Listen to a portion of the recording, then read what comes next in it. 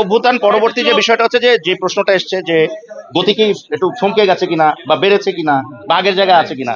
অবশ্যই একটা অভ্যুত্থান পরবর্তী একটা দেশ যখন তৈরি হচ্ছে নতুন করে, তখন সবকিছুই নতুন করে তৈরি হবে, আস্তে আস্তেই তৈরি হবে। তো সেই জায়গাটা আমার মনে হয় সময় নিয়ে করলে সবই ঠিক হয়ে যাচ্ছে। তুমি যেখানে আমি সেখানে, সেটা প্রায় 80% কাজ হয়ে গেছে। আর পাশাপাশি আমার যেটা রানিং 40% কাজ জানুয়ারি থেকে ফেব্রুয়ারি, অর্থাৎ নতুন বছরই শেষ হবে, এবং 2025 ছবিটা কোনো একটা ভালো সময় মুক্তি পাবে। এইটুকু পর্যন্ত আমার প্ল্যান আছে। হচ্ছে যে আমরা বক্স অফিস বলি, আমাদের তো অফিসই নাই ঠিক মতো, বক্স অফিস তো পরের কথা। তো যেখানে অফিসই নাই সেখানে এইগুলো আসলে বিশ্বাস্য না। তবে অচিরেই একটা স্বচ্ছতার জায়গা আসা উচিত। বক্স অফিস বলে যে একটা বিষয় আছে পুরো বিশ্বে, আমরা সিনেপ্লেক্স করেছি, কিন্তু আমরা বিশ্বের সাথে তাল মিলিয়ে সিনেপ্লেক্স হচ্ছে, আরো হচ্ছে আগামীতে। কিন্তু এটা পাশাপাশি বক্স অফিসটাও কিন্তু প্রয়োজন।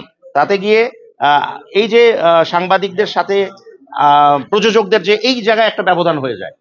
কারণ সাংবাদিকরা শুনে আসছেন, যারা লিখবেন তারা শুনে আসছেন হল মালিকদের কাছ থেকে যে ব্যবসা এতটুকু, প্রডিউসার বলছেন ব্যবসা অতটুকু, আর্টিস্ট বলছে আমার ছবি সুপারহিট, হলে গিয়ে দেখছি দর্শক নেই।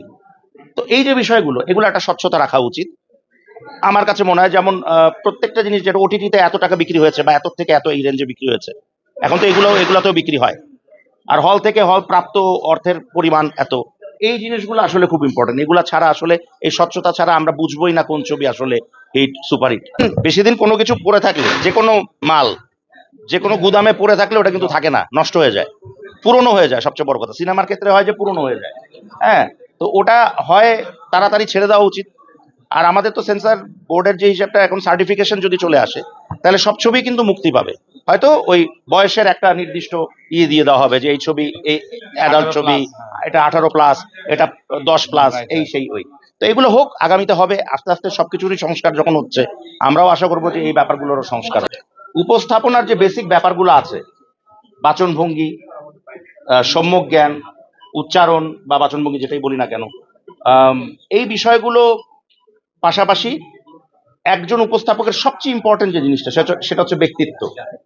তো আমার যদি ব্যক্তিত্বই না থাকে, আমার কথা যদি মানুষকে আকর্ষিত করতে না পারে, আমার ব্যক্তিত্ব যদি মানুষকে আকর্ষিত করতে না পারে, তাহলে তারা উপস্থাপক না। সুতরাং সবচেয়ে বেশি যে জায়গাটা প্রয়োজন সেটা হচ্ছে ব্যক্তিত্ব। আর এখন আমি যাদেরকে উপস্থাপক বলেছিলাম এবং এখনো বলি, তাদের মাঝে ওই জিনিসটারই সবচেয়ে বেশি অভাব, সেটা হচ্ছে ব্যক্তিত্ব তাদের নেই। আমি একটা কথা বলবো, 10 জন মানুষ সেটা শুনবে। কেন শুনবে?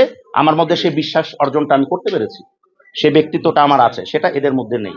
তো এরা ভিউজের জন্য কাজ করে, এবং এখনকার ট্রেন্ড অনুযায়ী তারা কাজ করে। হয়তো বিতর্কিত প্রশ্ন করলো, বিতর্কিত গেস্টকে নিয়ে আসলো, তাতে একটা পর্যায় পর্যন্ত ওরা হয়তো থাকবে, কিন্তু 2-3 বছর 5 বছরের মাথায় এদেরকে খুঁজে পাবে না। যেটা তুমি বললে যে 15 বছর, 10 বছর, 20 বছর, আমার ইনফ্যাক্ট এটা 24 বছর রানিং, 2 যুগ।